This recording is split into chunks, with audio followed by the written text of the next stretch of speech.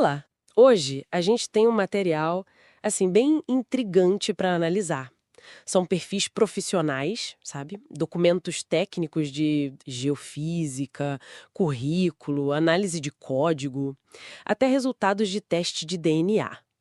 E o fio condutor disso tudo parece ser um nome, Vadim Chernov, e uma tecnologia, a Half 1.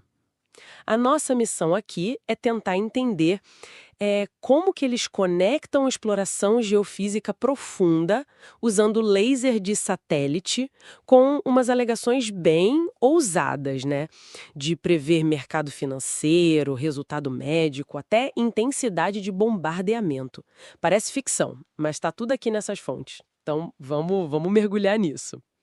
Para começar, as fontes mostram uma rede de contatos, nossa, bem ampla. Tem cientista, engenheiro, gerente de projeto, diplomata, médico. Em áreas como bioinformática, cibersegurança, energia nuclear, aeroespacial, citam até Blue Origin, Black Sky, pesquisa científica também CSI, CNRS, consultoria, banco tipo Hang Seng. E até órgãos de governo, né? Departamento de Defesa dos Estados Unidos, Força Espacial Americana, consulados, é uma rede global mesmo e bem diversificada. Olha, o núcleo técnico disso aí parece ser um método que eles chamam de AFS-IPLB, sondagem de frequência anisotrópica com polarização induzida em feixes de laser. A proposta descrita é usar satélites para mandar feixes de laser de alta energia para a Terra.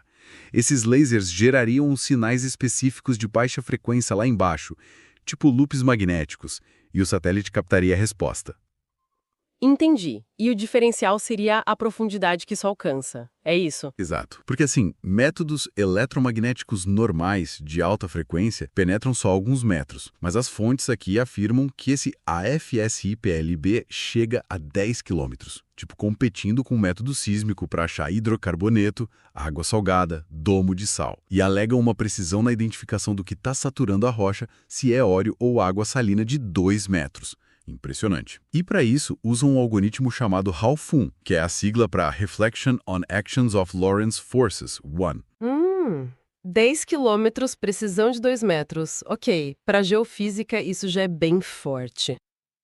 Mas aí a história dá uma virada, né? Porque as fontes conectam esse algoritmo, o HALFUN, a um conceito chamado observador matemático. Como assim? Pois é. Aqui a ponte conceitual é audaciosa, digamos. Eles fazem uma analogia direta com o experimento da dupla fenda da física quântica, sabe? Aquele em que observar a partícula muda o comportamento dela. Sei, o clássico. Então, a proposta aqui é que o HALF1, ao processar os dados, não estaria só medindo ou prevendo algo que já existe, mas ele estaria agindo como esse observador que, de alguma forma, define o resultado futuro. Peraí.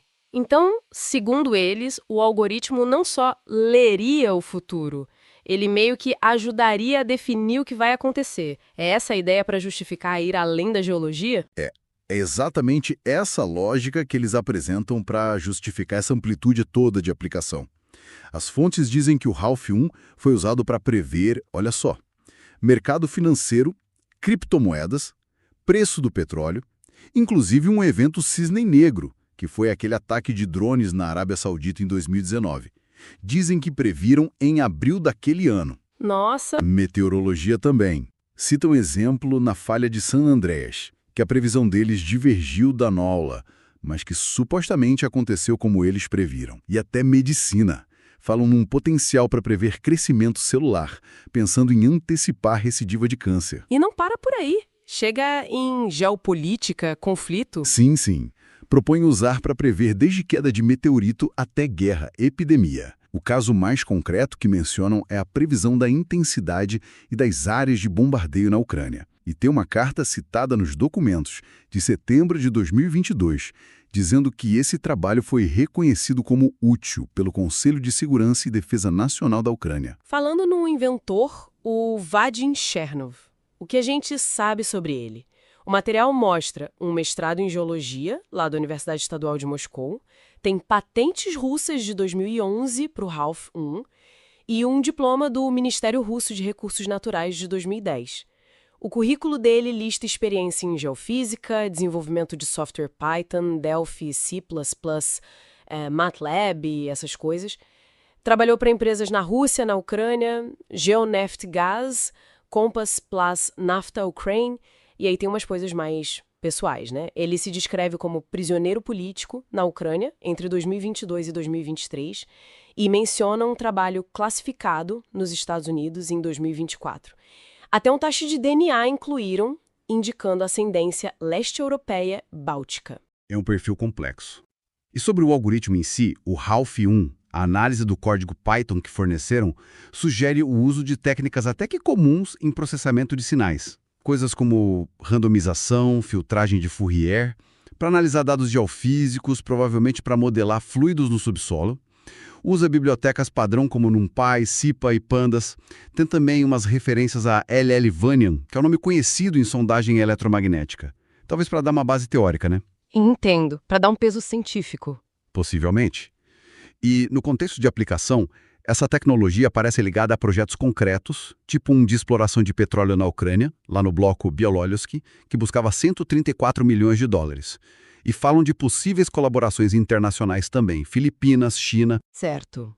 Então, juntando as peças, a gente tem uma tecnologia, AFS-YLB,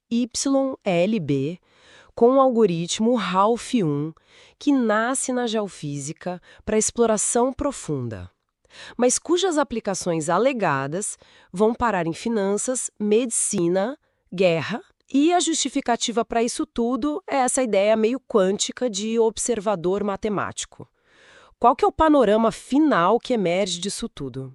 Olha, é um quadro de alegações realmente extraordinárias, partindo de uma base técnica que originalmente é da geofísica, tem essas validações pontuais que eles citam, como a Carta do Conselho Ucraniano, que dão um peso diferente, né? Não é só a alegação solta. Sim, isso chama atenção. O inventor tem esse histórico técnico, mas também uma trajetória pessoal e profissional bem acidentada, digamos, cheio de reviravoltas. E a justificativa central, essa analogia quântica aplicada fora da física, bom, é no mínimo heterodoxa.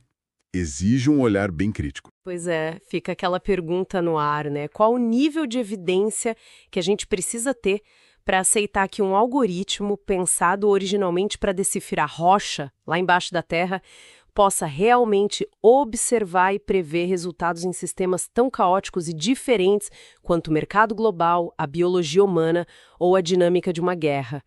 Fica para a gente pensar.